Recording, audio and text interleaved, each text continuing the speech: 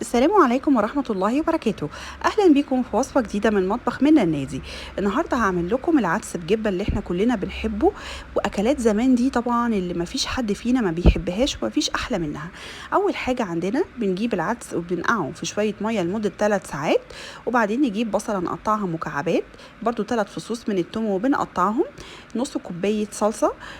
هنجيب في الهون نحط فيه توم، وهقول لكم هنحط معاه ايه تاني. نص معلقة من السكر، ومعلقه من الملح، معلقه من الكمون، ومعلقه من الكزبره. دي كده المكونات بتاعتنا.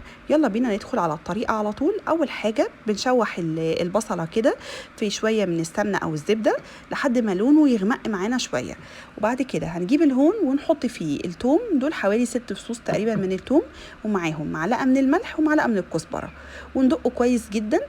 والدقه اللي احنا بنعملها دي اللي هنضيفها على العدس في الاخر خالص بعد ما نسويه. بنشوحها كده في معلقه من السمنه وبنضيفها كطشه كده على العدس في الاخر. تمام، بس بنجهزها كده في البدايه ونسيبها على جنب وندقها كويس قوي. وبعدين يلا بينا بقى نكمل نشوف العدس هنسويه ازاي. اول حاجه البصله بنسيبها لحد ما تغمق كده شويه معانا، وبعد كده هنضيف معاهم ال3 فصوص من الثوم ونديلهم كده تشويحه مع البصل. وبعد كده هنضيف الصلصه دي عباره عن معلقتين كده من الصلصه في شويه ميه وبنحطهم، وممكن تعملوا طبعا الصلصه فريش. وبعدين حطيت عليهم معلقه من الملح ومعلقه من الكمون، ونقلب كده المكونات دي مع بعض ونسيب كده الصلصه لحد ما تتسبك شويه صغيره. وبعد كده نرجع بقى نحط العدس بعد ما نصفيه من الميه كويس قوي، واهم حاجه يكون يتغسل حلو. اهو ضفناه كده بالشكل ده، نقلبه بقى في الصلصه حلو قوي. وبعد كده هنبدأ نضيف بقى المية لحد ما تبقى مغطية كمية العدس كويس قوي عشان يستوي فيها، ومش عايزينه ينشف. فهنحط معاهم كده حوالي 3 كوبايات من المية.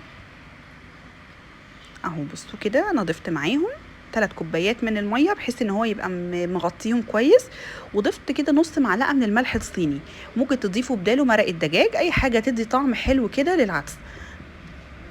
ونسيب بقى هنسيبه على النار لحد ما يبدا يستوي، ونضيف له كده قرنين فلفل لو احنا بنحبه سبايسي.